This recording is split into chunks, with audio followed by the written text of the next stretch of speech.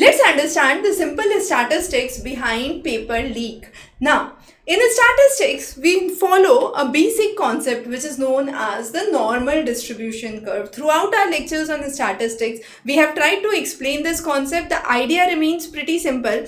Here, we are trying to follow a normal distribution curve which says that most of the distribution is around the mean. And this normal distribution curve is applicable to all the basic sciences, all finance and risk aspects. So all these have this concept of normal distribution applied, and if this fails, then there is a big check that is required, right? So any psychological testing which is devised must follow this normal distribution curve, and the same applies for any examination. Any standardized examination must follow this normal distribution curve. So as per this normal distribution curve, we say all the students who lie in this range, that is mean plus minus 1 standard deviation, would be the highest number of students, accounting for nearly 68%.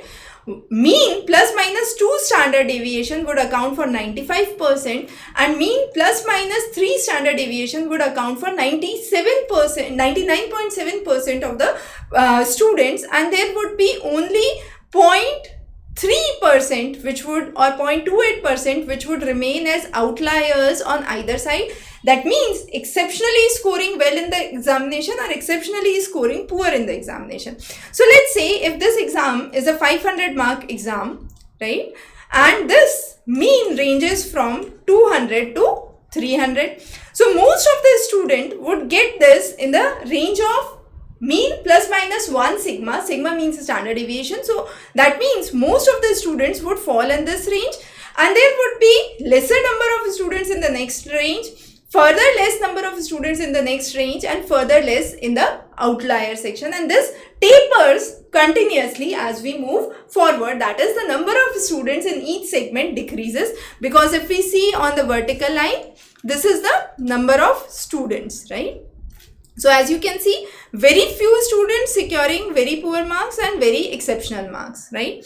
Now, before we understand and derive into this idea how this would work in the case of a paper leak, let's go to a study which was done in a Poland school for the exit exam which was conducted in 2013. So here, when the exit exam results were plotted on the graph, we found that there was a peak which was seen here, and this curve does not represent a normal distribution curve. It would have been normal if this was the curve followed, but this is not the curve which was followed. So it is basically a bimodal curve which was seen. But later on, when analysis was done, this was found that this bimodal curve is due to the fact that this marks, 30 marks, is the passing marks, and teachers willingly actually gave good marks to the students who were in the range of 26, 28, 29 in this range, so as they actually passed the examination. And since one of the paper in the examination was subjective,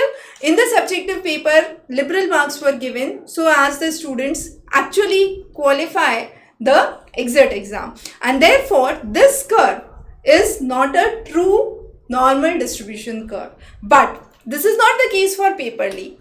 Now let's see what would be the case for paper leak. But before that, let's understand what if, when we usually talk of every year there is a rank inflation or there is increase in the marks or increase in good candidates appearing in the examination, what would happen? In that case, we will see that this curve simply goes a little above and gets a little tapered down or flatter.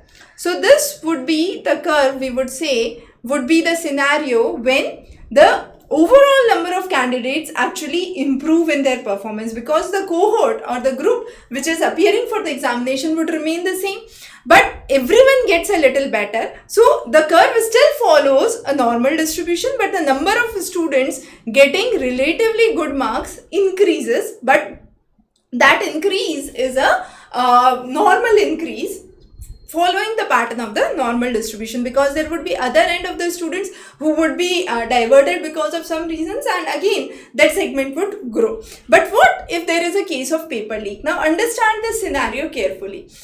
This mean actually shifts the students who are performing not well. The students who are performing well and who have studied hard, worked hard, would actually fall on the normal distribution by all means. But those students involved with paper leak, what would happen for them? Those who were on this side would actually shift the mean curve. So this mean would shift here, and again those students who secured good marks, there would be a bump in the marks, and then again a drop in the outliers. So outliers, that's scoring above, let's say if it is a 500 mark exam and this line depicts 480, so scoring above 480 marks would be relatively less than the normal range, but again this would be higher than the previous range, and there would be a peak that would be seen in a range which is the higher side, not at the lower side. So two things to note: the complete curve would shift towards the right, it would get skewed as we talk about in psychological terms, and rather than a normal distribution curve, it would turn out to be a bimodal curve. So again, we have discussed the types of distribution curves in detail, so if you want to go into and dive into those details, that's a separate thing. But to understand this concept, the idea is pretty simple, that this curve shifts. So if you have any exam which is conducted and you try to plot it across years, you would get more or less the similar pattern of the examination.